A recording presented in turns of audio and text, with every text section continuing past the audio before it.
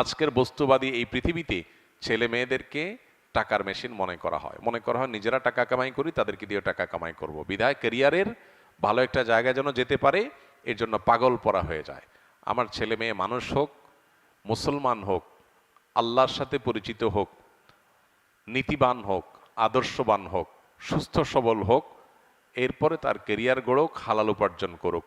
সমাজে খুব আহামরি কিছু করতে না পারলেও অন্তত সে যাতে সমাজের মানুষের জন্য ভালো কিছু অবদান রাখতে পারে সেরকম ক্যাপাবল মানুষ হোক, এটা হবে আমাদের স্বপ্নের জায়গা। এখন আমাদের স্বপ্নের জায়গা হলো ছেলে মেয়েকে ডাক্তার ইঞ্জিনিয়ার হইতে হবে, বড় অফিসার হইতে হবে, টাকা পয়সা কামাই করতে হবে, ভালো মানুষ, নেককার, মোত্তাকি, পরহেজগার, ইমানদার, নিষ্ঠাবান, এগুলো হলো কি হলো না ডাজ নট ম্যাটার। এই জন্যই সমাজের দুরবস্থা। উচ্ছন্ন গেছে কি এমনি এমনি। নীতিবান মানুষের সংখ্যা কেন কমে যাচ্ছে, কেন স্বার্থপর শিক্ষিতের সংখ্যা বাড়ছে? কারণ আমাদের নিজেদের মধ্যে পরিবারগুলোতে এগুলোর চর্চা নাই। এই জন্য এই এসএসসি, এইচএসসি কিংবা দাখিল আলিম পরীক্ষার ফলাফল প্রকাশ হওয়ার পর আমাদের পরীক্ষার ফলাফল তো প্রকাশ হয় না, আমাদের মানসিকতার প্রকাশ ঘটে। আমাদের মানসিকতার প্রকাশ ঘটে যায় যে আমরা আসলে কোন মানসিকতা লালন করি। আল্লাহ তাআলা আমাদের